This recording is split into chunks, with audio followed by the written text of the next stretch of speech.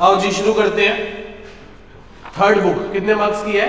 20 marks की, 20 marks की book है ये। पार्ट बी कहलाता है ये। नाम है इसका एनालिसिस ऑफ फाइनेंशियल स्टेटमेंट्स। बहुत आसान है, कुछ नहीं है इसमें। पहला चैप्टर में हमारे हेड और सब हेड है। बैलेंस शीट और इनकम स्टेटमेंट लर्न करनी है। क्या लर्न करनी है? बैलेंस शीट और इनकम स्टेटमेंट। बहुत सिंपल है, आपके पास नोट सामने आ रहे हैं। पहले चैप्टर में सारे हेड्स और सब हेड्स हैं, हेड्स और सब हेड्स हैं सारे के सारे। तो मैं आपके लिए पढ़ देता हूं एक बार। फाइनेंशियल स्टेटमेंट्स, पहले मैं आपको बता दूं, ये रही हमारी फाइनेंशियल स्टेटमेंट्स। किसने किसने बनाने को कहा है financial statement? As per schedule third, किसके हिसाब से? शेड्यूल थर्ड के हिसाब से of companies act 2013। Financial statement में दो चीजें बनती हैं। एक क्या बनती है? जो फाइनेंशियल पोजीशन को बताता है और जो फाइनेंशियल पोजीशन को बता रहा है और जो हमारी फाइनेंशियल परफॉर्मेंस को बता रहा है। पोजीशन को कौन बता रहा है? बैलेंस शीट कौन बता रही है? ये कहां बनी है? शेड्यूल थर्ड के पार्ट फर्स्ट में। कहां बनी है? शेड्यूल थर्ड के पार्ट फर्स्ट में। और परफॉर्मेंस कौन बता रहा है? Income statement. कौन बता रही है? Income statement. और इनकम स्टेटमेंट में क्या है जी? इनकम स्टेटमेंट कहां बनी हुई है? पार्ट सेकंड में। फर्स्ट पार्ट में बैलेंस शीट है और सेकंड पार्ट में इनकम स्टेटमेंट है। बैलेंस शीट के अंदर दो हेड्स है। एक क्या है? इक्विटी एंड लायबिलिटी, और दूसरा क्या है? एसेट्स। और इनकम स्टेटमेंट में दो हेड है। कौन कौन सा? इनकम और दूसरे क्या है? एक्सपेंसेस। तो पहले मैंने आपको निम्नलिखित तो याद है, फटाफट रिवाइज कर लेते हैं। क्या है निम्नलिखित बताओ? इसका क्या था? शाहरुख सलमान नहीं चलेंगे, नहीं चलेंगे। इसमें क्या था? अरो चरणप्रीत चोर एम्प्लॉय फंड 2। इसमें क्या था? शाहरुख सलमान नहीं चलेंगे, नहीं चलेंगे। शाहरुख कौन है इसमें? Share holder fund. सलमान कौन है? Share application money pending allotment. Share application money pending allotment. नहीं चलेंगे non current asset, current asset, non current liability and current liability. Oh sorry sorry sorry sorry, ये तो यहां ना शाहरुख सलमान नहीं चलेंगे, एक ही नहीं चलेगा यहां पे था ना। तो यहां क्या था? शाहरुख सलमान नहीं चलेंगे, नहीं चलेंगे। शाहरुख का मतलब होल्डर फंड, सलमान का मतलब share application money pending, N का मतलब non current liability, current liability, non current assets, और ये क्या थी? Current assets. ये क्या था? शाहरुख सलमान नहीं चलेंगे, नहीं चलेंगे। शाहरुख कौन है? Shareholder fund. सलमान कौन है? Share application money pending allotment. Non current liability, non current liability and current liability. Non current asset और current asset, non current asset और current asset, non current asset और करंट एसेट। कोई doubt? Income और expenses. Income में क्या है? अरो। Are क्या है? Revenue from. ओ क्या है? आर क्या है? ओ क्या है? सी क्या है? Cost of material. आर क्या है? Revenue from. ओ क्या है? अदर इनकम, यदि याद हो तो। CPC employ fund 2। C for cost of material consume, purchase of stock in trade. C for change in inventories. E क्या है? Employ benefit expense. एफ क्या है? Finance cost. डी क्या है? Depreciation and amortisation. ओ क्या है? Other expense. ओ क्या है? तो एक बार फिर से याद कर लेते हैं, मैं फिर से बताता हूं। फाइनेंशियल स्टेटमेंट किसके हिसाब से? Schedule third of companies act 2000। दो पार्ट है, एक फाइनेंशियल परफॉर्मेंस बताता है और एक फाइनेंशियल, ये पोजीशन है और ये परफॉर्मेंस है। ये क्या है? पोजीशन। और ये क्या है? परफॉर्मेंस। पोजीशन कौन बताती है? Balance sheet. परफॉर्मेंस कौन बताती है? बैलेंस शीट में बैलेंस शीट किसके हिसाब से होती है? इसमें शेड्यूल थर्ड पार्ट और ये पार्ट सेकंड। बैलेंस शीट में दो पार्ट होते हैं, इक्विटी एंड, और दूसरी क्या है, शाहरुख सलमान नहीं चलेंगे। Shahrukh shareholder, Salman share application money pending allot. Non current liability, current liability, non current assets, current assets. फिर क्या है, income statement, income expenses, income में अरो, चरणप्रीत चोर employ fund, E for, R for revenue from, O क्या है, other income, P क्या है, कॉस्ट ऑफ मटेरियल, पी क्या है, purchase of stock in trade, C क्या है, चेंज इन, सी क्या है, एफ क्या है, फाइनेंस, डी क्या है, डेप्रिसिएशन एंड, ओ क्या है, अदर एक्सपेंस, ओ क्या है, अदर एक्सपेंसेस। जहां तक किसी को कोई डाउट? और जो शुरू करते हैं, पहला पेज फटाफट रीड कर लेते हैं नोट्स में से क्या कह रहा है। फाइनेंशियल स्टेटमेंट क्या है बताओ? Financial statement are the final product, और इसको क्या बोलते हैं, एंड प्रोडक्ट। क्या बोलते हैं इसको, एंड प्रोडक्ट ऑफ अकाउंट्स। किसका है ये, अकाउंट्स का। किसका, अकाउंट्स का। आगे बढ़ते हैं, किस पे बेस्ड होता है ये, principles, practice and accounting standards. किस पे बेस्ड है ये, principles, practice and accounting standards. It reveal, ये किसको रिवील करता है, हमारी फाइनेंशियल पोजीशन और फाइनेंशियल परफॉर्मेंस को। फाइनेंशियल स्टेटमेंट के चार पार्ट होते हैं बेटा। पहला क्या होता है, दूसरा प्रॉफिट एंड लॉस, तीसरा नोट्स टू अकाउंट्स, चौथा cash flow statement. Financial statement के क्या चार पार्ट है बताओ? बैलेंस शीट और कैश फ्लो स्टेटमेंट। ठीक है जी। बैलेंस शीट किसके हिसाब से बनाई है, इसमें schedule third part first of companies act 30।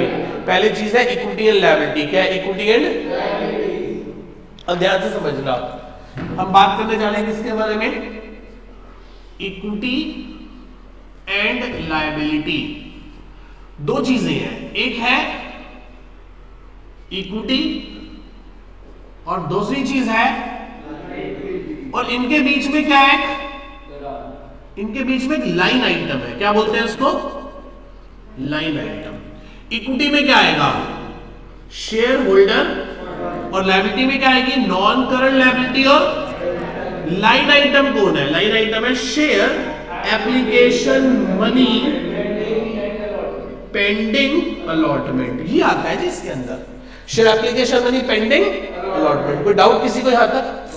अब शेयर होल्डर फंड में क्या आएगा, शेयर कैपिटल। क्या आएगा, कौन सा, ऑथोराइज्ड, इशूड और सब्सक्राइब।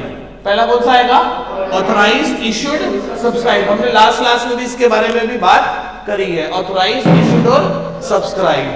पहले कौन सा, ऑथोराइज्ड। ऑथोराइज्ड का सेक्शन कौन सा है, 2 सबसेक्शन 8। इशूड का कौन सा है, सेक्शन 2 सबसेक्शन 50। और सब्सक्राइब का कौन सा है, 2 subsection 60। Authorised, issued, subscribe. Authorise में क्या आता है, ऑथराइज कहां लिखा हुआ है, ऑथराइज लिखा हुआ है एमओए में। कहां लिखा हुआ है कि कंपनी अपने लाइफ टाइम में कितना शेयर इशू कर सकती, इशूड कितने उसने इशू करे, सब्सक्राइब लोगों ने कितने लिए हैं, लोगों ने कितने लिए हैं। अब सब्सक्राइब के दो पार्ट होते हैं, subscribe and fully paid up, और दूसरा क्या है, subscribe but not fully paid up.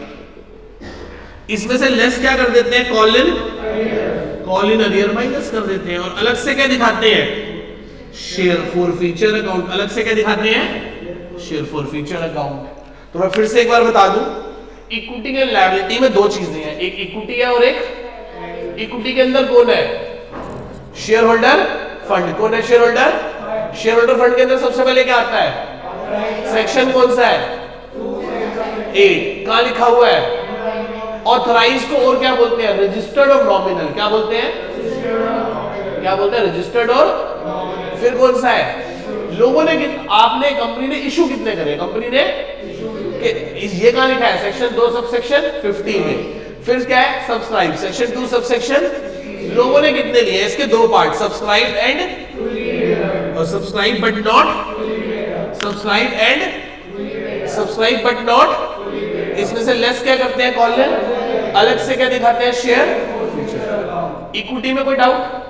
ठीक है। फिर ये क्या है, share application money pending allotment. Sir ये किस बला का नाम है, ये क्या होती है, share application money pending allotment क्या होती है?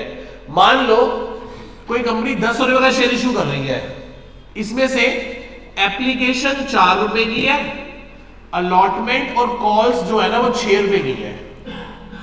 कंपनी ने ये मांगा 10 मार्च को और ये वाले पैसे कंपनी ने मांगे 20 अप्रैल को। इसके बीच में क्या आ गई? इसके बीच में आ गई 31 मार्च। क्या आ गई इसके बीच में? पैसा आया हुआ है। किसका पैसा आया हुआ है? शेयर एप्लीकेशन का। पर अभी तक शेयर अलॉट नहीं हुआ, अभी तक शेयर अलॉट, इसलिए ये क्या कहलाएगा? Share application money pending. Share application money pending कि पैसा तो आ गया एप्लीकेशन का पर अभी तक शेयर अलॉट, अभी तक शेयर अलॉट, अभी तक शेयर अलॉट ये ना जी। पर अलॉट तो हो गया ना, तो फिर वहीं चला जाएगा, फिर वहीं आएगा सब्सक्राइब बट नॉट फुली। यदि अलॉट ही नहीं हुआ उसके पहले 31 मार्च बीच में आ गई तो कहां चला जाएगा? ये यहां चला जाएगा। किसी को कोई डाउट? तो मैंने दोबारा बताया, इक्विटी और लायबिलिटीज हमने शुरू किया। इक्विटी और लायबिलिटी। इक्विटी क्या है? Shareholder fund. Shareholder fund में क्या होता है? Authorise, issued, subscribe. ऑथराइज को सेक्शन कौन सा है? कहां लिखा हुआ है? इश्यूड क्या है? 2 सबसेक्शन। ऑथराइज का एक नाम और क्या है? बोलो। Registered. Issued 250, subscribe 268। Subscribe and subscribe but not less colon अलग से क्या दिखाएंगे? ठीक है जी। इनके बीच में लाइन आइटम किसे बोलते हैं? Share application money pending. Share application money pending कितने रुपए का शेयर है?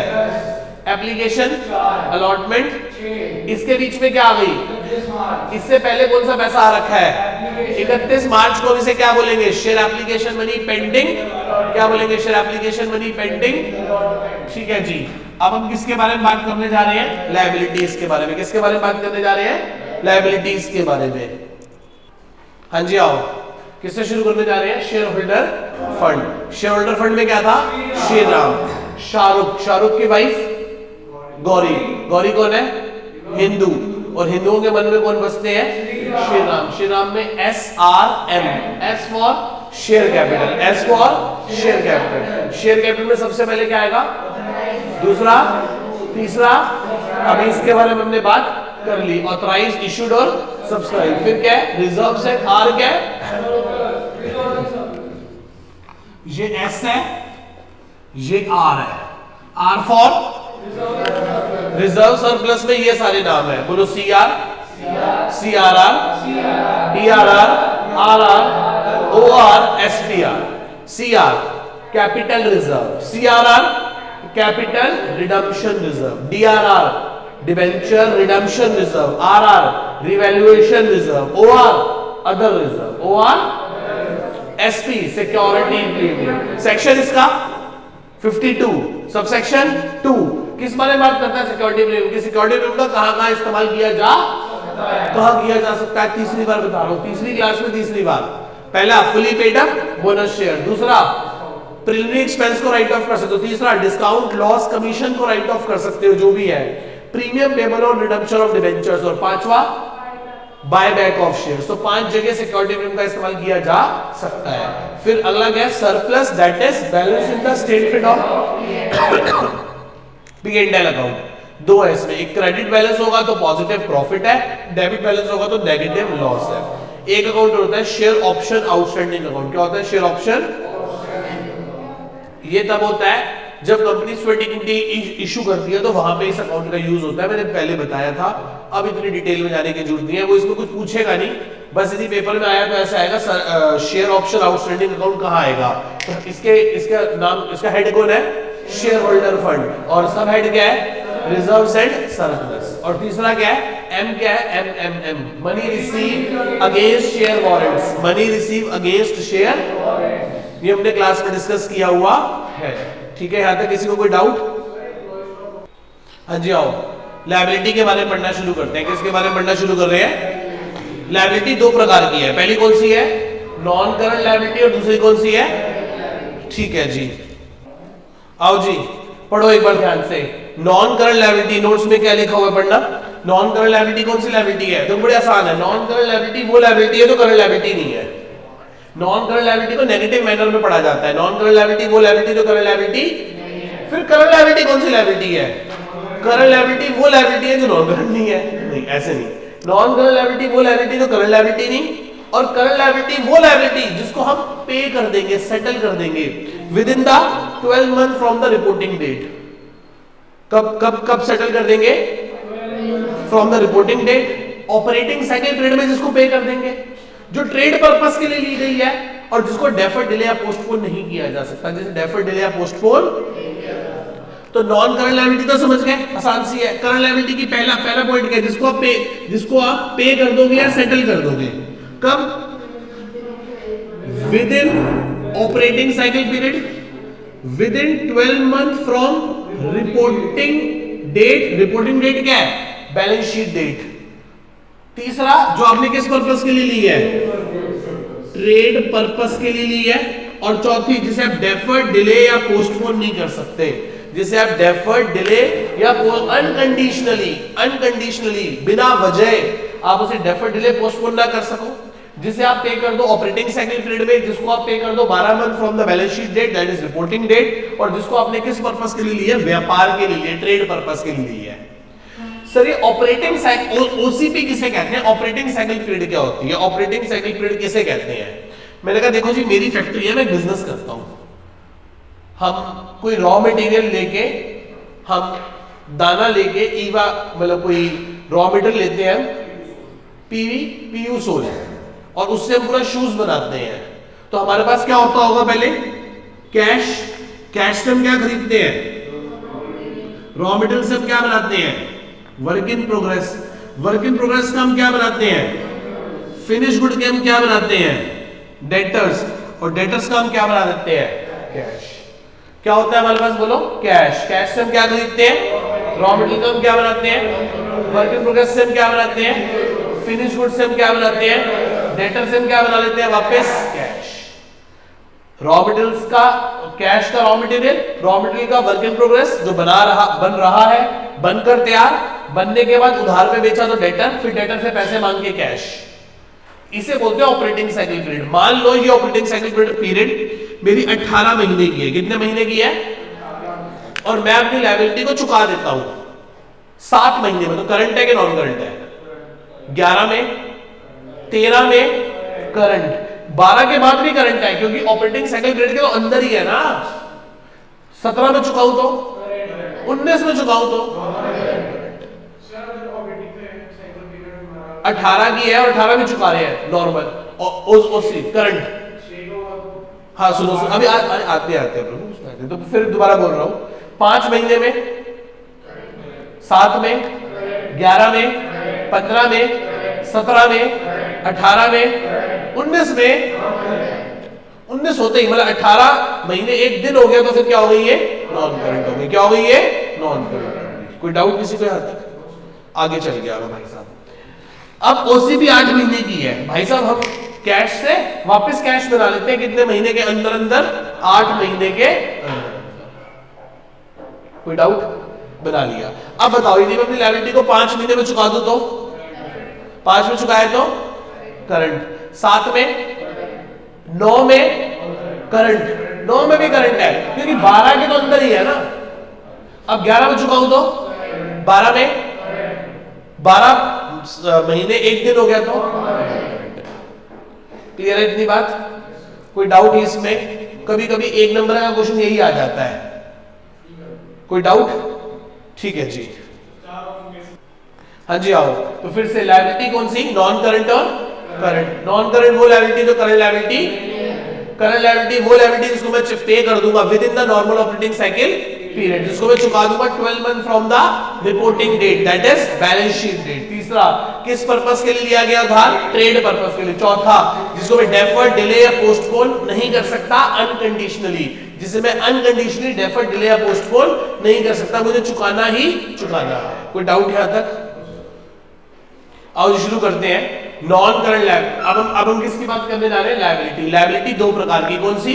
नॉन करंट लायबिलिटी और current liability. Non current liability मतलब LDOL, कैसे याद करवाया था? LDOL, और ये क्या था? STOS। LDOL ST, LDOL ST, LDOL ST, LDOL ST, OS, ठीक है जी। एल क्या है? Long term. डी क्या है? Deferred tax, other non current liability long term. फिर ये क्या है? Short term trade, other current short term. बस सिंपल सा है। और रीड करते चले जाते हैं और नोट्स आपके सामने आ रहे हैं, एक बार देख लो। नॉन करंट लायबिलिटी को, नॉन करंट लायबिलिटी के सामने क्या लिखा है? LD, the non current liability is defined in the schedule 3 of the companies act 2013 in a negative manner. कैसे समझाया गया है? नेगेटिव। जो करंट नहीं है वो कौन है? नॉन करंट है, ठीक है। Are those liability which are not a current liability. इसके अंदर चार पार्ट्स है: non current, long term borrowing, deferred tax liability, other long term liability and long term provisions. अब पढ़ते हैं long term borrowings. Long term borrowing वो उधार होते हैं जिनको मैं चुका दूंगा 12 महीने ऑपरेटिंग साइकिल पीरियड के बाद। कौन आ गया इसके अंदर? याद रखना बेटा, डिवेंचर्स। कौन आ गया इसमें? कौन आ गए? बॉन्ड्स। एग्जाम्पल याद इसलिए रखना क्योंकि वो एग्जाम्पल से हेड और सब हेड पूछेगा। तो डिवेंचर किस में आते हैं? लॉन्ग टर्म बोरिंग में। बॉन्ड्स भी आएंगे, पर ये सब तब तक जब तक 1 साल से पहले तक। यदि डिवेंचर और लॉन्ग टर्म बोरिंग अपने आखिरी साल में है, अब अपने, फिर वो नॉन करंट नहीं रहते, फिर वो क्या हो जाते हैं? करंट। क्या हो, ये बात अभी आगे डिस्कस भी करेंगे और पहले कई बार डिस्कस भी की है। मान लो एक डिवेंचर 10 साल का है तो पहले 8 साल वो कहां रहेगा? Non current liability. और रिडीम होने के जस्ट 1 साल पहले वो किस में चला जाएगा? करंट लायबिलिटी में चला जाएगा। कहां चला जाएगा? Current liability. उसका नाम क्या होगा? Current maturity of long term debts. Clear है? जब 12 महीने से कम वक्त रह जाएगा या 12 महीने तक का वक्त रह जाएगा तो फिर नॉन करंट नहीं होगा, फिर वो क्या हो जाएगा? करंट की। बस अब अगले 12 महीने में इस लायबिलिटी को चुकाना है, ठीक है। तो क्या आता है इसके अंदर बताओ? लॉन्ग टर्म बोरिंग के अंदर कौन कौन है? Debenture, bond, term loan, bank loan, other party loan, public deposit and other loans and advances. याद रखोगे एग्जांपल सारे के सारे। कौन सा है पहला? वो जो किसी टर्म पे लोन लिया हो, बॉन्ड्स हो गए, डिवेंचर्स हो गए, टर्म लोन हो गया, किसी कंडीशन पे कंडीशनल लोन होगा ना कोई ना कोई टर्म लोन। नेक्स्ट फिर क्या है? Deferred tax liability. हमारे सिलेबस में नहीं है पर हमने पहले कई बार डिस्कस की हुई है, अभी क्विक रिवीजन है इसलिए इसके बारे में चर्चा नहीं कर रहे। तीसरा अदर लॉन्ग टर्म लायबिलिटी। इसमें आ गए trade payable. Sir trade payable तो करंट लायबिलिटी में आते हैं। ये वो ट्रेड पेबल है जिनको मैं चुकाऊंगा 12 महीने ऑपरेटिंग साइकिल पीरियड के बाद। और दूसरे आ गए अदर। कौन आ गए? अदर बहुत इंपॉर्टेंट है, पेपर में पूछ लेते हैं। आपको याद है डिवेंचर, हमने लास्ट क्लास में पढ़ा, डिवेंचर प्रीमियम पे रिडीम करते हैं तो फिर क्या होता है? प्रीमियम और रिडेम्पशन ऑफ डिवेंचर अकाउंट खड़ा हो गया, वो हमारा यहां पे आ गया। ऐसे ही प्रेफरेंस शेयर भी प्रीमियम पे रिडीम करते हैं तो वो भी यहीं पे आ जाएगा। बात समझ रहे हो? वो भी कहां आ जाएगा? यहीं आ जाएगा। तो क्या नाम है इसमें? Premium payable on the redemption of debentures और preference shares. Premium payable on the redemption of debentures and preference share. उसके क्या है? Long term provisions. क्या है उसके बाद? Long term provision. तो लॉन्ग टर्म प्रोविजन में क्या क्या है बताओ? लॉन्ग टर्म प्रोविजन में क्या क्या आएगा? प्रोविजन फॉर रिटायरमेंट बेनिफिट्स, जो रिटायरमेंट में देने हैं। प्रोविजन फॉर वारंटी क्लेम्स, क्योंकि वारंटी तो 10-10, 15-15 साल की होती है, तो वारंटी क्लेम्स के लिए जो हमने प्रोविजन बनाया है। जो प्रोविजन बनाया हमने ग्रेचुटी के लिए। ग्रेचुटी मतलब जब हमारा कोई एम्प्लॉई रिटायर होकर जाएगा या 5-10 साल के बाद जॉब छोड़ के जाएगा तो उसे ग्रेटिट्यूड का पैसा देना पड़ेगा, उसे उसका आभार प्रकट करना पड़ेगा, उसे ग्रेचुटी देनी पड़ेगी। तो ग्रेचुटी का एक अमाउंट होता है जो कि आप सीए में जाके पढ़ोगे कि कैसे कैलकुलेट होता है। तो ग्रेचुटी का पैसा देना होगा। प्रोविजन फॉर अर्न लीव, छुट्टी के बदले पैसा होगा। Provision for warranty claims. तो क्या क्या नाम थे इसमें बताना? Provision for retirement benefit, provision for warranty claims, provision for gratuity, provision for earn leave. उसके बाद क्या? ये हो गया पूरे का पूरा हमारा। तुमने क्या क्या पढ़ लिया? दोबारा से पढ़ते हैं। Long term borrowings. Long term boring में क्या है? Debenture, bond, term loan, public deposit loan, other party loan और ये सारे के सारे। डेफर्ड टैक्स लायबिलिटी हमने पढ़नी नहीं है। Other non current liability, trade payable, वो बड़े वाले ट्रेड पेबल, और premium payable on the redemption of debentures and preference shares. Long term provision में कौन कौन सा प्रोविजन है? Provision for retirement benefit, gratuity claims, warranties, earn leave, ठीक है, और रिटायरमेंट बेनिफिट्स वाले जो होंगे ये सारे के सारे आ गए। करंट लायबिलिटी किस पे आ गए हम? किस पे आ गए हम? करंट लायबिलिटी पे आ गए। आओ जी शुरू करते हैं। करंट लायबिलिटी किसके बारे में बात कर रहे हैं? करंट लायबिलिटी वो लायबिलिटी जिसको मैं पे कर दूंगा 12 महीने के, जिसको मैं पे कर दूंगा ऑपरेटिंग साइकिल पीरियड के, जिसको मैंने किस पर्पस के लिए लिया है, ट्रेड पर्पस, जिसको मैं डेफर्ड डिले या पोस्टपोन नहीं कर सकता अनकंडीशनली, जिसे मैं डेफर्ड डिले या पोस्टपोन नहीं कर सकता अनकंडीशनली। ठीक है जी। इसके अंदर हम क्या पढ़ेंगे, SPOS, ST S for, T for, O for, S for short term, short term, S for, T for, O for, S for short term. तो short term borrowing, trade payable, other current liability and short term provision. Short term borrowing, short term borrowing कौन सी boring है, जिसको मैं pay कर दूंगा 12 महीने operating cycle period के अंदर अंदर। पढ़ो क्या क्या आएगा इसके अंदर। ये रहा जी, लोन रीपेबल ऑन डिमांड, जब आप मांगोगे तब दे दूंगा, छोटे मोटे लोन जो है भाई ऐसा है, ये बिल्कुल 90 डेज तक के लोन होते हैं, 24 आवर से लेके 90 डेज 180 डेज तक के लोन होते हैं। ये शॉर्ट टर्म लोन्स हो गए, लोन रिपेबल ऑन डिमांड। दूसरा बैंक ओवरड्राफ्ट, ये इस पे स्टार बना लो, पेपर में ये वाला पॉइंट जरूर आता है, मैंने कई बार देखा है पेपर में ये वाला पॉइंट पूछता है। बैंक ओवरड्राफ्ट, या बैंक ओवरड्राफ्ट बच्चों को याद आता है कैश क्रेडिट, क्या नाम है इसका, फिर क्या है, loan repayable from other parties repayable with in 12 months, deposits, other loans, current में, इसमें भी स्टार बना लो, करंट मैच्योरिटी ऑफ, ये वही वाली बात कर रहा हूं मैं जो आपसे मैंने 2 मिनट पहले की थी। डिवेंचर जब अपनी उम्र के आखिरी साल में होगा तो फिर वो नॉन करंट ही करंट हो जाएगा, क्या हो जाएगा, नॉन करंट नहीं होगा, विनर्म हो जाएगा, पोलाइट हो जाएगा।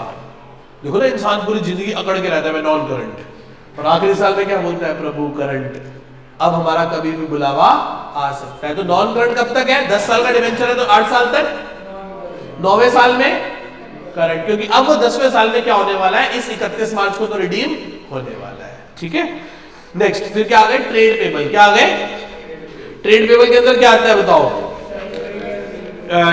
क्रेडिटर्स और बिल्स पेबल, क्या आ गए, क्रेडिटर्स और, फिर उसके बाद क्या है बताओ, अदर,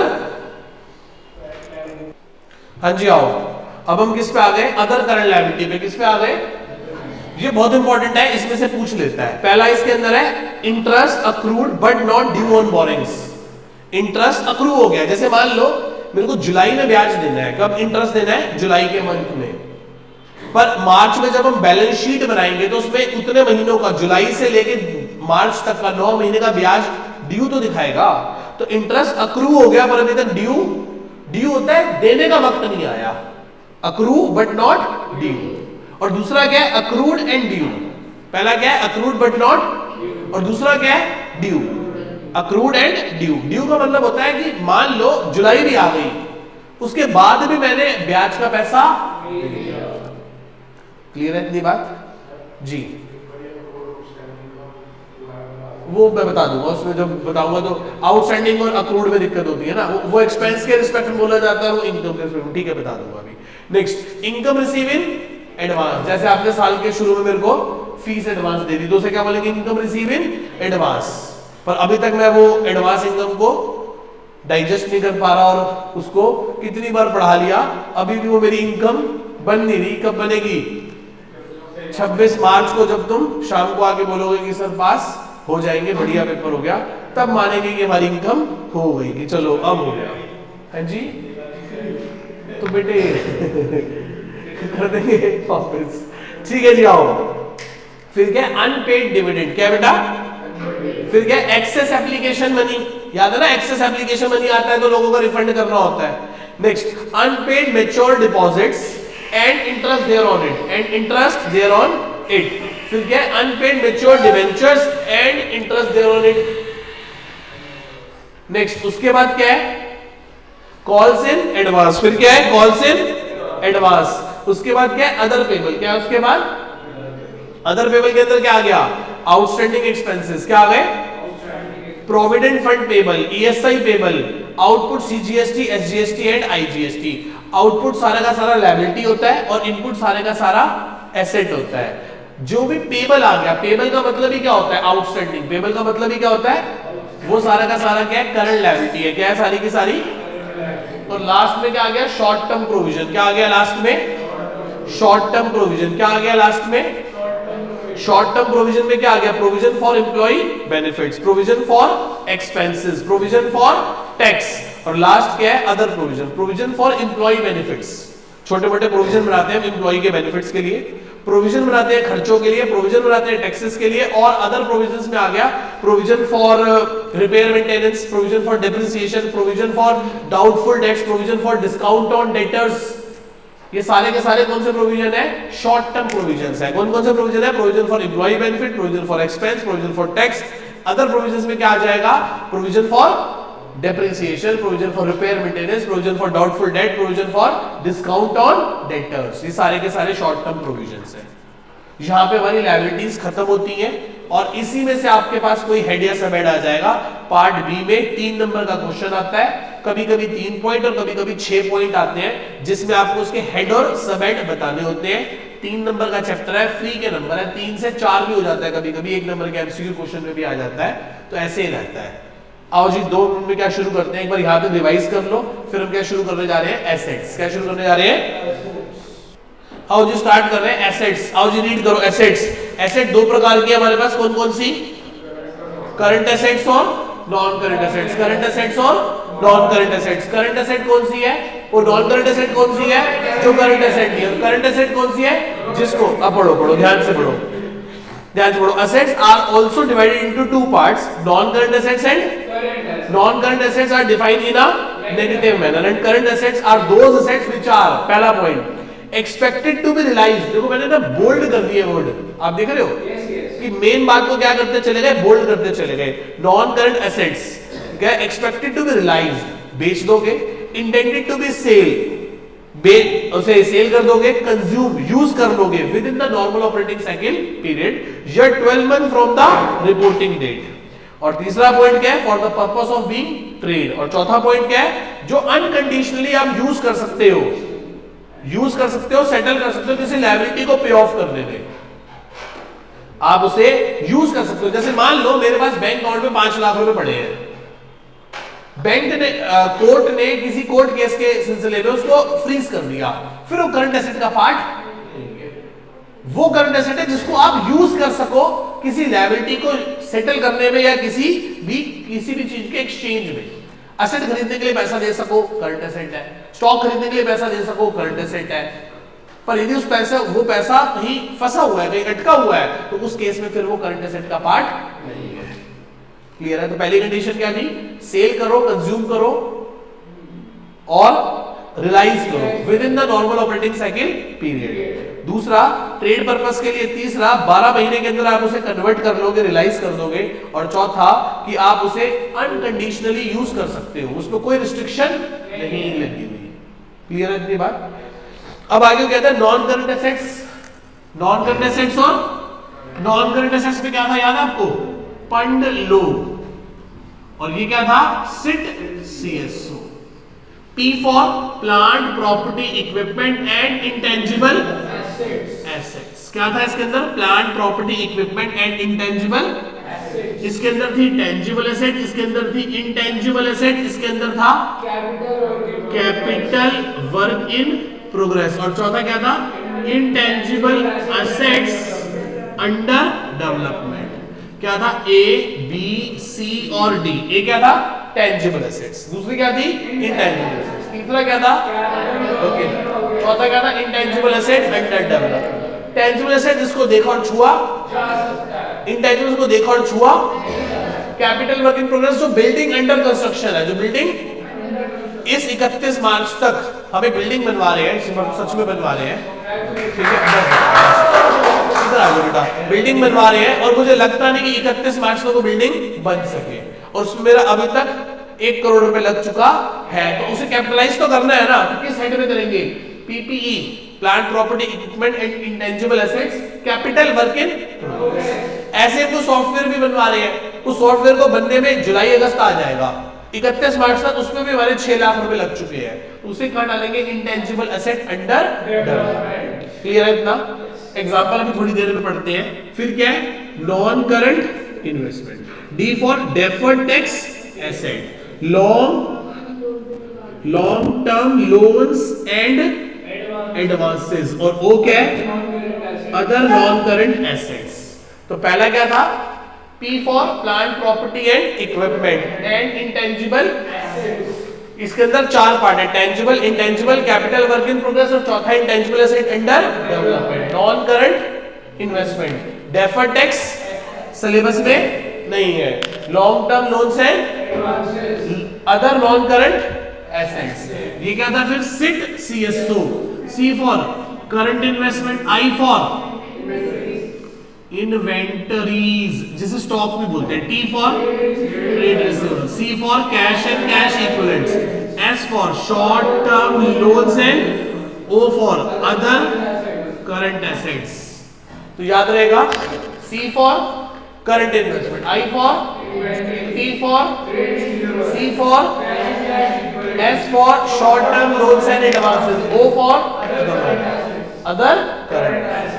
कोई डाउट? एसेट्स दो, नॉन करंट एसेट और current asset. Non current asset वो सेट जो करंट एसेट, करंट एसेट वो सेट जिसको मैं रिलाइज कर दूंगा, बेच दूंगा, यूज कर लूंगा, कंज्यूम कर लूंगा, रिलाइज कर लूंगा within the normal operating cycle period या 12 month from the reporting date. तीसरा किस पर्पस के लिए, ट्रेड पर्पस के लिए। और चौथा जिसे मैं अनकंडीशनली कहीं पे भी यूज कर सकता हूं, उसको कोई रिस्ट्रिक्शन नहीं लगी हुई। ठीक है जी। अब दो, नॉन करंट और करंट। नॉन करंट के अंदर क्या था, फंड लो, P&D लो, P for plant property equipment, उसके अंदर चार चीजें, tangible, intangible, capital work in progress, intangible asset under development. फिर क्या था, non current investment, deferred tax assets, long term loans and advances, other non current assets, current assets, current assets, current assets, सिट CS2, सिट current investment, I for, T for, C for cash and cash equivalents, S for short term loans and advances, O for other non current assets. कोई doubt यहां तक किसी को? Other current assets, other current assets, यहां तक clear है सबको? आओ जी शुरू करें, एसेट्स पढ़ना शुरू करते हैं। Non current assets, non current assets में क्या था, पढ़ लो, P for plant property equipment and intangible assets पढ़ते हैं। इसके अंदर plant property equipment and intangible assets के अंदर क्या आता है, कहता है fixed assets are those assets, क्या कह रहा है वो, fixed assets are which are held by the company not for the purpose of sale, जिसको बेचने के लिए रखा नहीं गया, but for the purpose to increase the earning capacity of the business.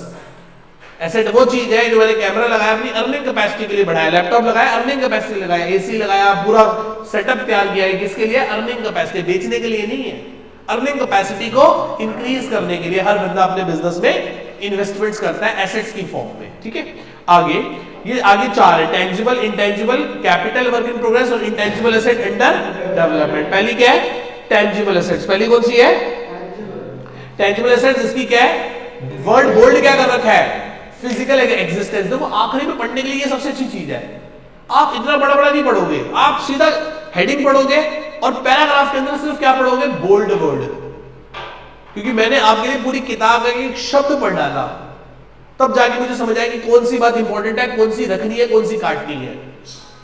30-35 page का चैप्टर मैंने आपको 6 से 7 पेज में खत्म कर दिया, 30 से 35 पेज का, और 99.99% सारी पॉसिबिलिटीज कवर भी कर ली इसी में। कुछ एक आधा कुछ बहुत ही रेयर कुछ अलग से पूछे तो अलग बात है, बाकी लगभग सारा कवर है, लगभग क्या 100% ही पूरा कवर है। कोई ऐसी चीज नहीं है जो नोट्स में से आप बोल दो कि सर हमने, आप 40 पेज पढ़ लो, आप 6 पेज पढ़ लो, दोनों में बराबर चीज निकल के आएगी आपके पास।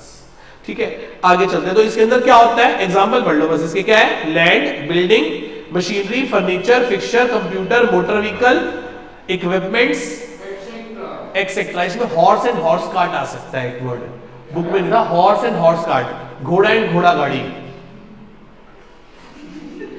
Motor car.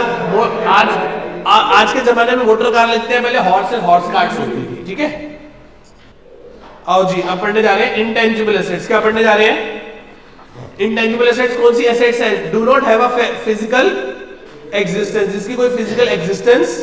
एग्जांपल पढ़ लो इसके एग्जांपल्स मेरे को बड़े अच्छे लगते हैं, goodwill, brands, trademark, computer softwares, marksheet and publication titles, इसमें पब्लिकेशन टाइटल्स आ गए, mining right, copyright, patents, intellectual property rights, service right, operating rights, recipe, formula, design, moulds, licence, franchises. ऊपर वाले तो आपने कई बार पढ़े हैं, क्या क्या है, goodwill, trademark, copyright, patent, software, marksheets, titles, सब टाइटल्स, स्पॉन्सरशिप्स, को sponsorships, sponsored by, publication titles, ये सारी की सारी क्या है, intangible assets. Mould, design, formula, franchise, recipe, ये सारी की सारी क्या है, इंटेंजिबल एसेट्स। मोल्ड्स मतलब किसी चीज का सांचा और ढांचा, वो भी एसेट है, उसको भी आप पेटेंट करा लो। इंटेलेक्चुअल प्रॉपर्टी राइट्स, किसी के आवाज के राइट्स, किसी के फेस के राइट्स। ऐसे पहले टाइम क्या होता था कि डब करवा के रेडियो पे अमिताभ बच्चन के एड में गुटखा बेच रहे लोग, तो उन्होंने अपने राइट्स ले लेके वैसा हमारे आवाज को ऐसे यूज नहीं कर सकते। आज आप कोई भी किसी की भी यहीं से फोटो काट के अपने ब्रांड के साथ लगा लो तो भाई साहब वो उठा के आप पे केस कर दो, उस पे केस हो जाएगा। ठीक है, चलो खैर वापस आते हैं। तीसरा क्या है, बस भाई तीसरा क्या है, कैपिटल वर्क इन प्रोग्रेस, जो बिल्डिंग अंडर कंस्ट्रक्शन है, जो building intangible asset under development क्या है, जो इंटेंजिबल सॉफ्टवेयर क्या है, अंडर डेवलपमेंट है। क्लियर है। उसके बाद क्या है, नॉन करंट इन्वेस्टमेंट्स। क्या है non current? Non current investment आगे दो प्रकार की होती है, फॉर ट्रेड पर्पस और फॉर ऐसे non trade purpose, trade purpose और non trade purpose. Non current investment में क्या क्या आएगा, आप कहां पैसा लगा सकते हो, प्रॉपर्टी में, इक्विटीज में, प्रेफरेंस शेयर में, डिबेंचर्स में, बॉन्ड्स में, गवर्नमेंट फंड्स में, म्यूचुअल फंड्स में, पार्टनरशिप फर्म्स में। तो ये सारी इन्वेस्टमेंट्स को क्या बोलेंगे, नॉन करंट इन्वेस्टमेंट। क्या बोलेंगे, नॉन करंट इन्वेस्टमेंट। उसके बाद क्या है, long term loans and advances. Long term loans and advances कौन से वो है, वो जो हम इसमें पहला है कैपिटल एडवांस। क्या है, अब ध्यान से समझना, यदि मैंने बनी बनाई बिल्डिंग खरीद ली तो कहां आएगी, पीपीई, प्लांट प्रॉपर्टी इक्विपमेंट में। यदि मैं बिल्डिंग बनवा रहा हूं, कैपिटल वर्क इन प्रोग्रेस। और यदि मैंने 2030 में जेवर एयरपोर्ट के पास एक सोसाइटी है जहां पे फ्लैट बनेंगे बहुत बढ़िया, मैंने अभी उसमें फ्लैट बुक करा दिया 2025 में ही, 2030 में जाके बन के तैयार होंगे। अभी इस टाइम उन्होंने उस फ्लैट की वैल्यू रखी है 50 लाख रुपए, उस टाइम शायद उसकी वैल्यू होगी 3 करोड़ रुपए, 3 करोड़ रुपए होगी। तो मैंने अभी उस 50 लाख में से 20 लाख दिए हैं सिर्फ, कह रहे जैसे जैसे हमारा काम कंप्लीट होता चला जाएगा अगले 5 साल में हम आपसे पैसे ले लेंगे, और हो सकता है तब तक वो फ्लैट 3-4 करोड़ का आप उसमें से बेच के निकल जाना। अभी हमने क्या दिया, कैपिटल एडवांस। क्या दिया है, क्या कहलाएगा ये, कैपिटल एडवांस, जिसके बदले में भविष्य में पैसा नहीं वापस मिलेगा, कोई एसेट वापस आएगी। क्या मिलेगी, कोई ना कोई एसेट मिलेगी, कोई ना कोई क्या मिलेगी, एसेट मिलेगी। कोई डाउट किसी को यहां तक, पक्का क्लियर है? ठीक है, तो क्या लिखा है, capital advance. Advance given for acquiring the fixed assets are known as capital advance. Normally such advances are not return back in form of cash. ये पैसा वापस नहीं मिलता, इसके बदले में भविष्य में आपको क्या मिल जाएगी, एसेट मिल जाएगी। क्या मिल जाएगी, एसेट मिल जाएगी। ठीक है, it means the capital advance not converted is converted into asset. दूसरा क्या है, अदर लोन्स एंड एडवांसेस। ये वो लोन्स एंड एडवांसेस होते हैं जो हम अपने एम्प्लॉइज को या सप्लायर्स को देते हैं। इस साल मेरे सप्लायर ने मुझे कहा कि सर मैं फोटोकॉपी का रेट बढ़ा दूंगा, मैं कहा चल बढ़ा लियो। फिर मुझे पता चला कि वो मशीन खरीद रहा है, 40 लाख की मशीन है, वो बैंक से लोन ले रहा था। तो मैं कहा काम करना, 40 लाख का बैंक से लोन मत ले, मेरे से 10 लाख का लोन ले ले, बस मेरा रेट मत बढ़ाइयो, फोटो स्टेट का रेट मत बढ़ाइयो, और इंटरेस्ट रेट तो मुझे बैंक जितना दे दे या बैंक से कम दे दे मुझे चलेगा।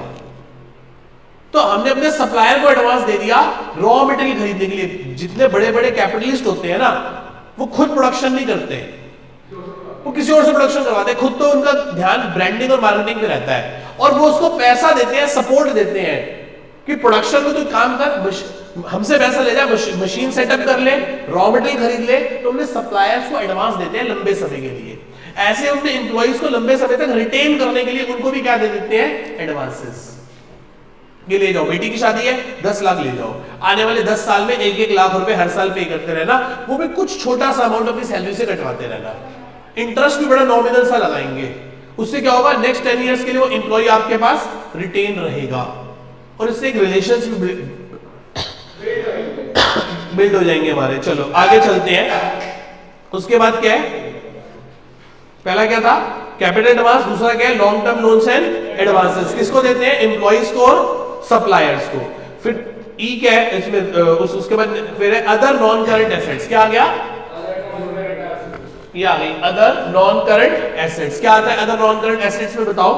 Security deposit. सिक्योरिटी, आज आप इलेक्ट्रिसिटी मीटर लगवाने जाओ, इंटरनेट कनेक्शन लेने जाओ, वाटर मीटर लगवाने जाओ, गैस पीएनजी गैस का कनेक्शन लेने जाओ, तो आपको क्या देनी पड़ती है?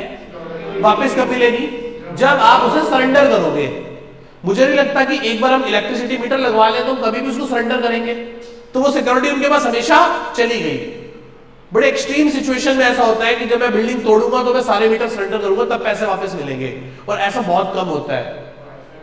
वाईफाई तो साल 2 साल 3 साल में आपका मन करे तो आप चेंज कर लोगे, तो फिर वो आपके जो सिक्योरिटी दी होगी इंस्ट्रूमेंट्स के लिए वो वापस मिल जाएगी। Next, long term trade receivables. क्या आ गया इसके अंदर? लॉन्ग टर्म ट्रेड रिसीवेबल, वो ट्रेड रिसीवेबल वही जो हमने लंबे समय के लिए किसी डेटर वेटर को पेमेंट करी होगी। ठीक है जी। और लास्ट में क्या आ गया इसमें? अदर्स। क्या आ गया इसमें? अदर्स में क्या आ गया? वो अनअमोर्टाइज्ड एक्सपेंस और लॉसेस जो अभी तक बुक्स में से राइट ऑफ नहीं हुए। इंश्योरेंस क्लेम्स और इंश्योरेंस क्लेम्स आ गए। ठीक है जी, खत्म हो गया हमारा सारे का सारा कौन सा? Non current assets. 2 minute video pause करो और उसको आराम से पूरा सही से रिवाइज कर लो। हम किस पे आ गए? अपनी करंट एसेट्स पे। किस पे आ गए हम? अपनी करंट एसेट्स पे। आओ जी शुरू करें। करंट एसेट्स, दोबारा से बताओ करंट एसेट्स के अंदर क्या बातें थी? 4 बातें क्या थी? करंट एसेट जिसको हम रियलाइज कर देंगे, सेल कर देंगे, कंज्यूम कर देंगे within the normal operating cycle period, जिसे हम 12 महीने के अंदर अंदर। तीसरा, ट्रेड पर्पस के लिए। चौथा, जो जिसके ऊपर कोई रिस्ट्रिक्शन नहीं लगी हुई, जिसे कैश एंड कैश इक्विवेलेंट की तरह यूज किया जा सकता है। नेक्स्ट आगे करंट, इसमें सबसे पहले क्या है? 6 CSO। क्या है इसके अंदर? C for current investment. Current investment वो इन्वेस्टमेंट है जिसको मैं बेच दूंगा, यूज कर लूंगा, कंज्यूम कर दूंगा 12 महीने के। ये छोटी मोटी इन्वेस्टमेंट है जो हम करते हैं और 12 महीने के अंदर हमारी इंटेंशन होती है कि जैसे ही अच्छे पैसे मिलेंगे प्रॉफिट लेके बाहर हो जाएंगे, या जब कभी हमारे पास कैश सरप्लस होता है तो उस टाइम पे हम ऐसी करंट इन्वेस्टमेंट्स करते हैं। अप्रैल मई जून में हम ऐसी इन्वेस्टमेंट करते हैं, और दिसंबर जनवरी फरवरी मार्च में हम ऐसी सारी इन्वेस्टमेंट ब्रेक कर देते हैं और पैसा रियलाइज कर लेते हैं, सो दैट कि हम अपने खर्चों को चला सके। इन मंथ्स को क्या बोलते हैं? ड्राई मंथ्स बोलते हैं। क्या बोलते हैं? ड्राई मंथ्स, क्योंकि इन महीनों में पैसा नहीं आता। नवंबर दिसंबर जनवरी फरवरी में पैसा नहीं आता। बेटे ड्राई डेली ड्राई मंथ्स, ठीक है, जब पैसा नहीं आ रहा। ठीक है, चलो इसके अंदर सबसे पहले क्या है? इसके अंदर सबसे पहले क्या है? Current investment. करंट इन्वेस्टमेंट क्या क्या एग्जांपल है इसके? वही सारे के सारे। Investment in equity share, preference share, debentures, government bond. हाँ, 12 महीने के अंदर वाला है या बाद वाला है? हाँ जी। तो क्या क्या है इसके अंदर? Investment in equity share, preference share, debentures, bonds. फिर क्या है? Mutual funds, partnership firms and other investments. उसके बाद फिर क्या है? आई फॉर इन्वेंट्री के अंदर 6 चीजें आती है बेटा। रॉ मटेरियल, कच्चा माल, वर्क इन प्रोग्रेस, जो माल बन रहा है, फिनिश गुड, जो बन चुका है। चौथा, stock in trade. Stock in trade वो होता है जिसको मैंने खरीदा ही इस पर्पस से कि इसको बेच सकूं, जैसा खरीदा है वैसे का वैसा उठा के बेच दूंगा, that is stock in trade.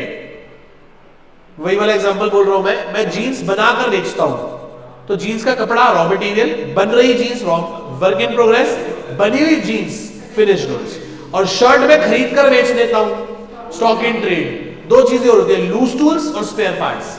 Loose tools होते हैं छोटे मोटे औजार, और स्पेयर पार्ट्स होते हैं जो हमारे पास स्पेयर पार्ट्स पड़े होते हैं मशीनरी के, कि इमीडिएटली मशीन खराब होने पे उसको रिपेयर करवाया जा सके।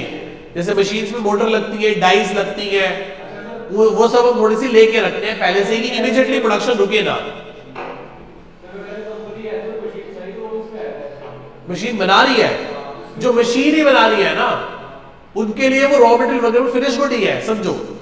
वो किसी और के लिए कैपिटल एसेट है, पर उनके तो स्टॉक है। जैसे मारुति कार बना रही है, तो आपके लिए वो बड़ी एसेट है, नॉन करंट एसेट है, पर मारुति वालों के लिए तो वो स्टॉक है सिर्फ, उनके लिए करंट एसेट का ही पार्ट है। आपके लिए किसका पार्ट है? नॉन करंट एसेट का। ठीक है, उसके बाद क्या है? इन्वेंट्री के बाद क्या? टी फॉर, इसके अंदर आएंगे डेटर्स और बीआर। क्या आएंगे इसके अंदर? सी क्या है? Cash and cash equivalents. क्या होता है cash and cash equivalents? Cash in hand, cash at bank, draft, cheques, bank balance, margin money, ये सारे के सारे किसका पार्ट है? Current cash and cash equivalents का। फिर क्या है? Short term loans and advances. क्या short term loans and advances? ये छोटे मोटे उधार हैं जो हमने वर्कर को, एम्प्लॉय को, सप्लायर्स को देते हैं। ये पैसा हमें वापस मिल जाएगा 12 महीने ऑपरेटिंग साइकिल पीरियड के अंदर अंदर। उसके बाद लास्ट में क्या है? Other current assets. Other current assets में आ गया accrued income, prepaid expenses, input CGST, SGST, IGST, ये सारे डिविडेंड रिसीवेबल, ये सारे के सारे किसके पार्ट है? अदर करंट एसेट्स के। किसके पार्ट है? अदर करंट एसेट्स के। किसके पार्ट है भैया? ये सारे के सारे अदर करंट एसेट्स के पार्ट है।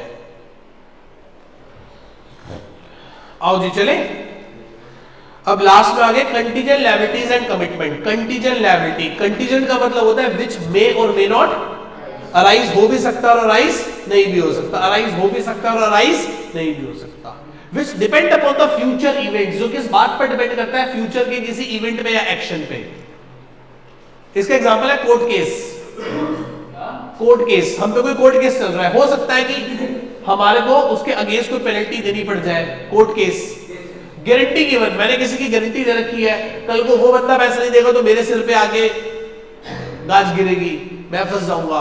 तो ये क्या है? कंटीजेंट लायबिलिटीज व्हिच मे और may not arise, which depend upon the future events. Proposed dividend, company के directors, board of directors dividend propose कर देते हैं, पर डिक्लेयर तो एनुअल जनरल मीटिंग में जाके होगा ना, तब तक वो क्या है? कंटीजेंट लायबिलिटी व्हिच मे और मे नॉट अराइज। हो सकता है शेयर होल्डर्स को ले या लेने से मना कर दे। वो तो पेमेंट करनी है, चेक बाउंस होगा तो फिर तो उसकी पेमेंट करोगे, वो कंटीजेंट होता है, वो तो प्योर लायबिलिटी है। ठीक है, तो क्या हो गया? पहला एग्जांपल क्या है इसका? कोर्ट केस, दूसरा गारंटी गिवन, तीसरा प्रपोज्ड डिविडेंड। कौन सा? Proposed dividend. और लास्ट में क्या है बेटा? हाँ, एक और पॉइंट है, bill discounted but not matured. मान लो हमने चैप्टर पढ़ा बिल्स ऑफ एक्सचेंज, मेरे पास एक बिल है, बिल ऑफ एक्सचेंज। मेरे को किसी ने कहा था कि मैं आपको जुलाई में 50,000 दे दूंगा उस कागज के टुकड़े पे लिख के। मैं उस कागज के टुकड़े को लेके बैंक में चला गया, मैं कहा बैंक ऐसे ऐसे मुझे जुलाई में 50,000 मिलेंगे, आप मुझे ब्याज काट के आज ही दे दो। तो बैंक ने मेरे को 42,000 दे दिए ब्याज काट के। ठीक है जी, दे दिया तो अच्छा किया।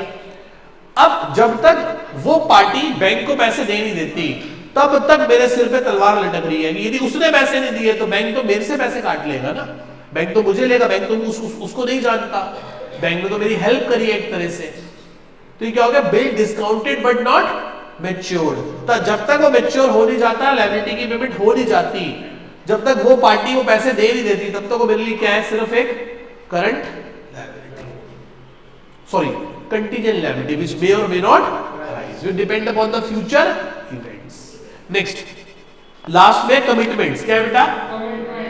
कमिटमेंट। कभी कभी हमने कुछ कमिटमेंट करे होते हैं और उन कमिटमेंट्स को पूरा ना करने पे हमारे ऊपर कोई पेनल्टी भी होती है, तो वो सारे के सारे कमिटमेंट्स में आपको बैलेंस शीट में नीचे दिखाने हैं। जैसे मैंने कहा था कि मैं नवंबर के फर्स्ट वीक तक सिलेबस खत्म कर दूंगा, मैंने कर दिया था। मैंने कहा था मैं साल में 4 बार रिवाइज कराऊंगा, मैंने 5 बार करा दिया, तो मैंने अपना कमिटमेंट पूरा कर दिया। मैंने कहा था कि मैं ऐसा ना कर सकूं तो मैं तुम्हारे को आधी फीस वापस कर दूंगा, तो वो क्या थी? तब कंटीजेंट थी, तब कंटीजेंट थी, पर अब वो मैंने अपना काम पूरा कर दिया, तो अब वो कमिटमेंट मेरा कंप्लीट हो गया। तो जब तक कमिटमेंट कंप्लीट नहीं होगा तब तक आप उसे बैलेंस शीट के फुट नोट्स में दिखाओगे, लोगों को बताओगे कि ऐसे ऐसे हमने कमिटमेंट कर रखे हैं, कल को ना पूरे होने पर हमें पेनल्टी या पेमेंट करनी पड़ सकती है। कोई डाउट किसी को यहां तक? तो क्या थी contingent liabilities and commitment? Contingent liability में क्या 4 पार्ट है बोलो? Bill discounted but not matured, दूसरा कोर्ट केस, तीसरा गारंटी गिवन, चौथा प्रपोज्ड डिविडेंड। प्रपोज्ड, याद रखना प्रपोज्ड डिविडेंड पे AS4 लगता है। क्या लगता है? AS4। क्या ये event occurring after balance sheet date वाली बातें हो जाती है सारी। और लास्ट में क्या है? कमिटमेंट। लास्ट में क्या है? कमिटमेंट्स। यहां पे हमने अपनी पूरी बैलेंस शीट क्या कर दी। अब हम क्या पढ़ने जा रहे हैं? Income statement. आओ जी, शुरू करने जा रहे हैं इनकम स्टेटमेंट। क्या शुरू करने जा रहे हैं? Income statement. क्या कहती है इनकम स्टेटमेंट? ध्यान से देख लो। इनकम स्टेटमेंट शेड्यूल थर्ड के पार्ट फर्स्ट में, शेड्यूल थर्ड के पार्ट क्या बनाया हमने, क्या बनाई, बैलेंस शीट। और शेड्यूल थर्ड के पार्ट सेकंड में क्या बना रहे हैं, इनकम स्टेटमेंट, जिसे हम 11th क्लास में ट्रेडिंग पीएनएल कहते थे, उसको हम यहाँ पे क्या बोलेंगे, income. Schedule third part second of companies act 2013, दो चीजें हैं, एक इनकम है और एक एक्सपेंस है। एक इनकम है और एक क्या है, इनकम में क्या आ गया, अरो, क्या आ गया, चरणप्रीत चोर employ fund. R for revenue from operations, revenue from operation, जिस चीज का बिजनेस करते हो उससे मिलने वाले पैसे। इसमें दो तीन मेन चीजें आती हैं, sale of goods, sale of service and sale of scrap. Sale of goods, sale of service, sale of scrap. और यदि आप फाइनेंस कंपनी हो, कौन सी कंपनी हो, तो इंटरेस्ट मिलना और डिविडेंड मिलना भी क्या कहलाएगी आपकी, आरएफओ। यदि आप फाइनेंस कंपनी हो तो ब्याज मिलना, डिविडेंड मिलना आपके लिए क्या है, आरएफओ, रेवेन्यू फ्रॉम ऑपरेशन। पर यदि आप नॉन फाइनेंस कंपनी हो तो आपके लिए इंटरेस्ट, डिविडेंड मिलना क्या है, अदर इनकम। ओ क्या है, अदर इनकम। ओ क्या है, नॉन फाइनेंस कंपनी के लिए अदर इनकम क्या है, इंटरेस्ट मिलना, डिविडेंड मिलना, रेंट मिलना, profit on sale of assets होना और बैड डेट रिकवर होना, profit on sale of assets होना, ये सारा का सारा क्या है, अदर इनकम। क्लियर है। नॉर्मल कंपनी के लिए गुड्स बेचना, सर्विस बेचना और स्क्रैप बेचना आरएफओ है, और बाकी सब कुछ क्या है, अदर इनकम। अदर इनकम क्या होगी, इंटरेस्ट मिलना, डिविडेंड मिलना, रेंट मिलना, बैड डेट रिकवर हो जाना, एक्सेस प्रोविजन को क्रेडिट कर देना है जी, वो तो इनकम में आ गया ना। वो अक्रूड इनकम तो एसेट में चलेगी, बैलेंस शीट में, ठीक है। स्क्रैप में यदि आप फैक्ट्री चला रहे हो तो जितना जितना बड़ा स्क्रैप दिखेगा वो आपका क्या है, आरएफओ है। क्लियर है। और फाइनेंस कंपनी के लिए इंटरेस्ट, डिविडेंड क्या है, आरएफओ, और नॉन फाइनेंस कंपनी के लिए क्या है, वो अदर इनकम। क्लियर है, याद रहेगा। आओ जी पढ़ ले एक बार। तो यही पूरे शेड्यूल में लिखा हुआ है, अरो चरणप्रीत चोर एम्प्लॉय फंड 2, आर से क्या है, रेवेन्यू फ्रॉम ऑपरेशन, ओ से क्या है, अदर इनकम। ये टोटल इनकम बन गई। अब एक्सपेंसेस में क्या क्या है बताओ, सी, सी क्या है, कॉस्ट ऑफ मटेरियल, सी क्या है, कॉस्ट ऑफ मटेरियल कंज्यूम्ड। ये तब होगा यदि आप फैक्ट्री चला रहे होगे, तो प्रोडक्शन कर रहे होगे, तो आपके पास साल के शुरू में क्या होगा, ओपनिंग रॉ मटेरियल, क्या होगा, फिर आपने क्या किया होगा, परचेज ऑफ रॉ मटेरियल, उसमें से आप माइनस क्या करोगे, इससे क्या आ जाएगा, raw material consume during the year. मान लो साल के शुरू मेरे पास 400 रुपए का रॉ मटेरियल था, 1600 का और खरीद लिया, कितने का हो गया, साल के एंड में सिर्फ 500 का पड़ा है, तो बाकी 1500 का रॉ मटेरियल कहां गया, कंज्यूम हो गया प्रोडक्शन में। किसमें कंज्यूम हो गया, पी क्या है, purchase of stock in trade. ये तब होगा जब आप ट्रेडिंग करते होगे, क्या करते होगे, यदि आप ट्रेडिंग करते होगे तो आपके पास क्या होगा, परचेज ऑफ स्टॉक इन, और फैक्ट्री चला रहे होगे तो रॉ मटेरियल कंज्यूम। सी क्या है, चेंज इन इन्वेंटरी, सी क्या है, डेल्टा साइन किसका है, चेंज का, चेंज इन इन्वेंटरी का फॉर्मूला याद रखना, इकोनॉमिक्स में अलग है और यहाँ ओपनिंग माइनस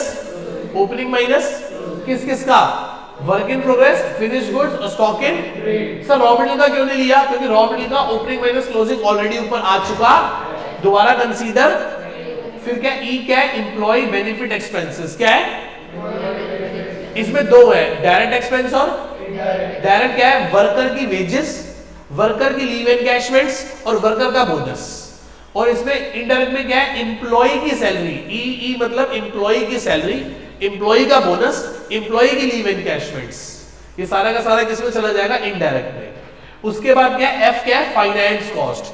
फाइनेंस कॉस्ट क्या है, लोन लेने से ब्याज देने तक की सारी कॉस्ट क्या है, फाइनेंस कॉस्ट। यदि लोन लेने के लिए मुझे डिस्काउंट देना पड़ रहा है, जैसे याद है 100 का डिबेंचर इशू कर रहे हो सस्ता, तो जो डिस्काउंट है ना, डिस्काउंट उसको कहां से राइट ऑफ करते हैं, सिक्योरिटी प्रीमियम। और सिक्योरिटी प्रीमियम ना हो तो ये इसी की बात हो रही है, statement of PNL. Statement of PNL में कहां से, finance cost, expense finance cost.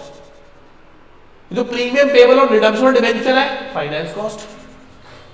वो जो loss on issue of debenture है, जब 100 का डिबेंचर 110 में रिडीम करोगे तो ऊपर क्या लिखोगे, लॉस ऑन इशू ऑफ, उस लॉस को भी कहां से राइट ऑफ करते हो, सिक्योरिटी प्रीमियम और बाद में स्टेटमेंट ऑफ।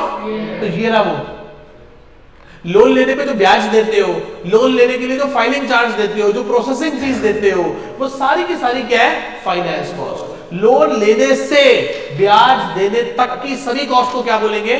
Finance cost.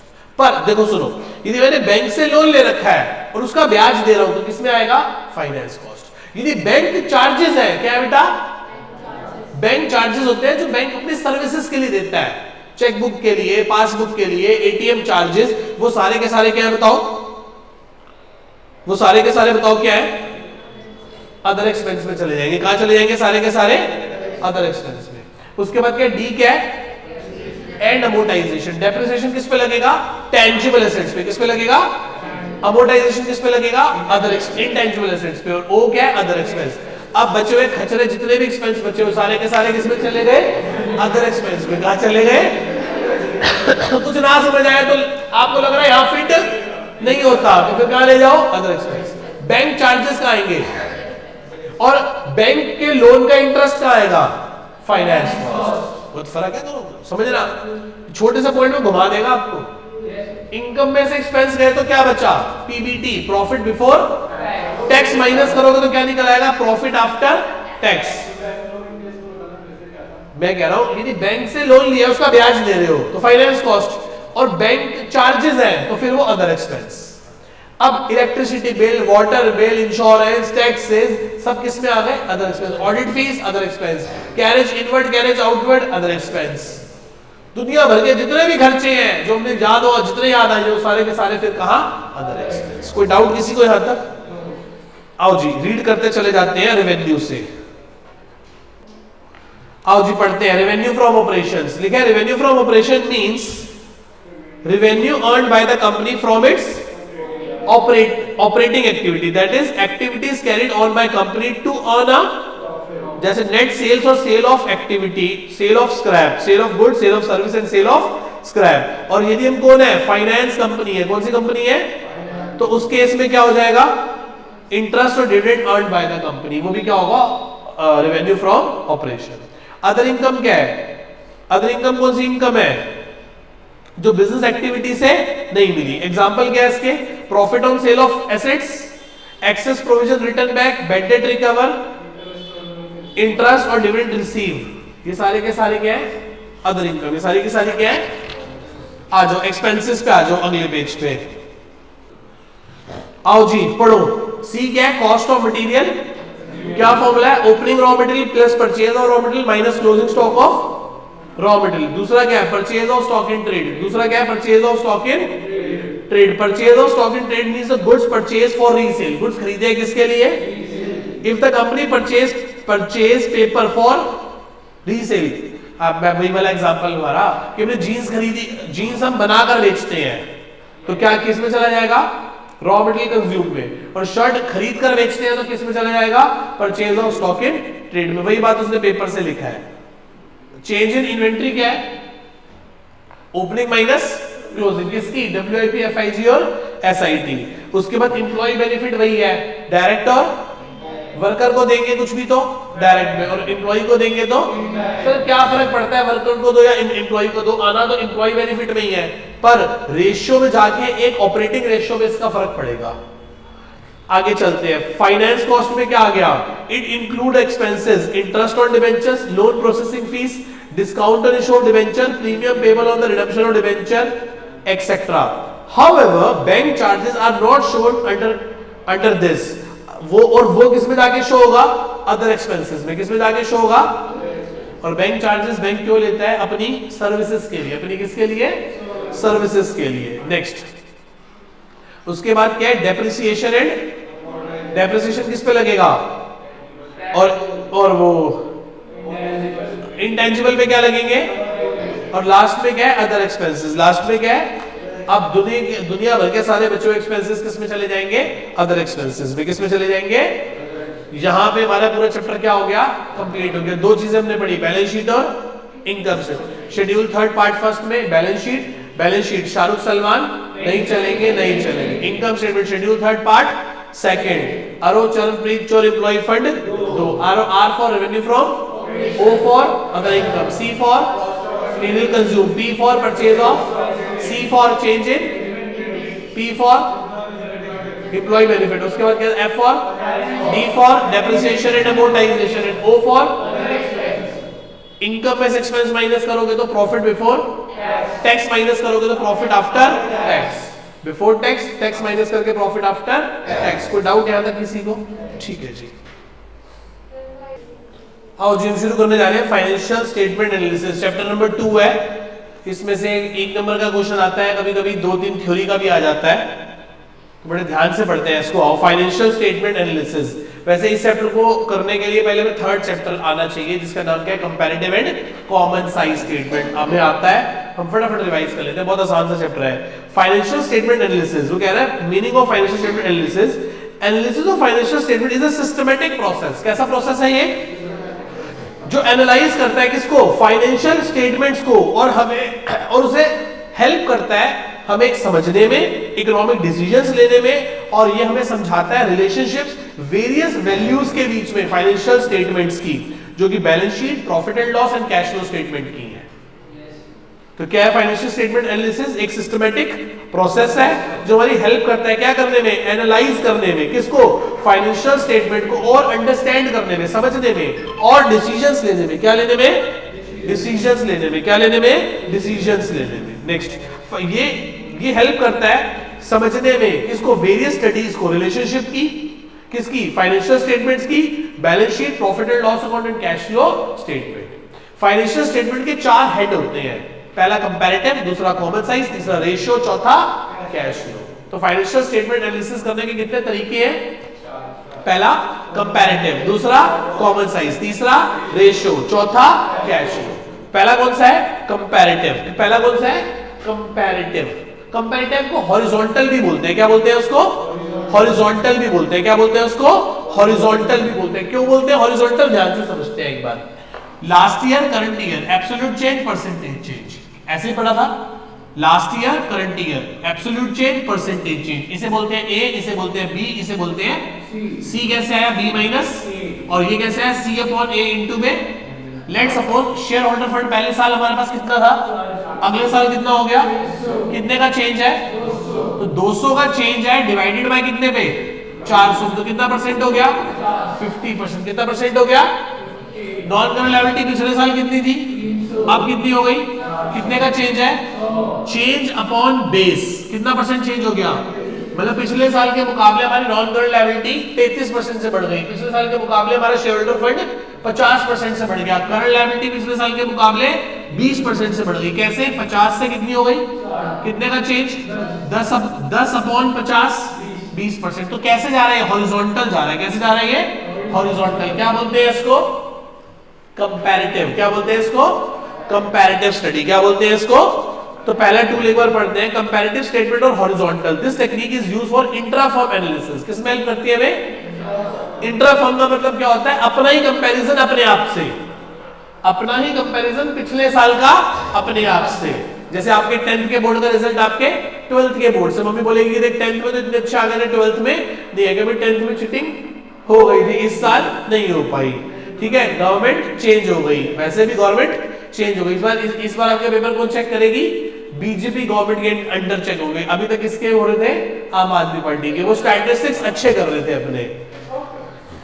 बेटा ऊपर से इंस्ट्रक्शन होती है हर चीज की, ठीक है। चलो आओ जी आगे बढ़ते हैं। This technique is used for intra firm analysis as well as inter firm में भी कर सकते हैं। किसमें कर सकते हैं? मतलब अपने आप से भी कंपैरिजन कर सकते हैं और किसी और से भी कंपैरिजन कर सकते हैं। ठीक है जी। दूसरी कौन सी है? आओ जी, दूसरी कौन सी है? Common size. कॉमन साइज कैसी होती है? वर्टिकल होती है। कैसी होती है? वर्टिकल। इसमें क्या है? हम टोटल लायबिलिटी से इसको कंपेयर कर रहे हैं। जैसे शेयर होल्डर फंड हमारे पास कितना है? Non current liability, current liability, total. Share holder fund कुल लायबिलिटी का कितना है? 50%। कितना परसेंट है? नॉन करंट लायबिलिटी कितनी है? Total liability. इसका मतलब non current liability consist 25% of total liability and current liability also consist 25% of total liability. इसका मतलब कुल लायबिलिटी का आधा शेयर होल्डर फंड है, 1/4 नॉन करंट लायबिलिटी वालों का और 1/4 बड़ी बैलेंस्ड बैलेंस शीट है। आधा पैसा मालिकों का, आधा बाहर वालों का, बाहर वालों में आधों का को लॉन्ग टर्म के लिए और आधों का शॉर्ट टर्म के लिए। ये 2024 की बात थी। 2025 में क्या हुआ, ये 300 हो गया, ये 150 हो गया, ये 50 हो गया, टोटल 500 हो गया। इस साल शेयर होल्डर फंड कितना हो गया 60, ये कितना हो गया 30। कैसे निकाला, 300 divided by 500, 150 divided by 50 divided by, तो 60%, 30% और 10%, टोटल कितना हो गया 100%। ये कंपैरिजन है और ये स्टेप टुवर्ड्स कंपैरिजन है। ये क्या है, कंपैरिजन, और ये क्या है, स्टेप टुवर्ड्स कंपैरिजन। अब कंपैरिजन करेंगे कि पिछले साल के मुकाबले शेयर होल्डर फंड 10% कुल लायबिलिटी में बढ़ गया, नॉन करंट लायबिलिटी भी 10% से बढ़ गई। हमने इस बार करंट लायबिलिटीज क्या कर दी, अपनी कम कर दी, 25% से कितने पे ले आए, 10% पे। शेयर होल्डर का फंड क्या कर दिया, कुल लायबिलिटी में बढ़ा दिया। क्लियर है। ये क्या था, कॉमन साइज। कॉमन साइज को क्या बोलते हैं, वर्टिकल, क्योंकि ऐसे चल रहा है वर्टिकल। और ये क्या है, हॉरिजॉन्टल। याद रखोगे। Next, common size statement is a individual item को करता है डील ऑफ द 2 और मोर ईयर्स और 2 और मोर फर्म्स। इसमें हम ऐसे भी कर सकते थे, इसे एक्स लिमिटेड का ले लेते और इसको वाई लिमिटेड का ले लेते, तो हमें पता चल जाता कि कौन सी कंपनी में डेट का पैसा ज्यादा है या इक्विटी का पैसा ज्यादा है। नेक्स्ट क्या है, रेशियोज। नेक्स्ट क्या है, 4 प्रकार के रेशियो पढ़ते हो, कौन सी, short term solvency, long term solvency, नहीं, थर्ड कौन सी, एक्टिविटी रेशियो, और लास्ट प्रॉफिटेबिलिटी रेशियो। लास्ट कौन सा है, cash flow statement. Cash flow statement में कितनी एक्टिविटी होती है, 3, ऑपरेटिंग, इन्वेस्टिंग और फाइनेंसिंग। ऑपरेटिंग, इन्वेस्टिंग और, ठीक है जी। यहां तक किसी को कोई डाउट है, एक बार फटाफट यहां से एक बार ध्यान से रीड कर लो, फिर आगे चलते हैं। आओ जी, लास्ट में आ जाओ बेटा।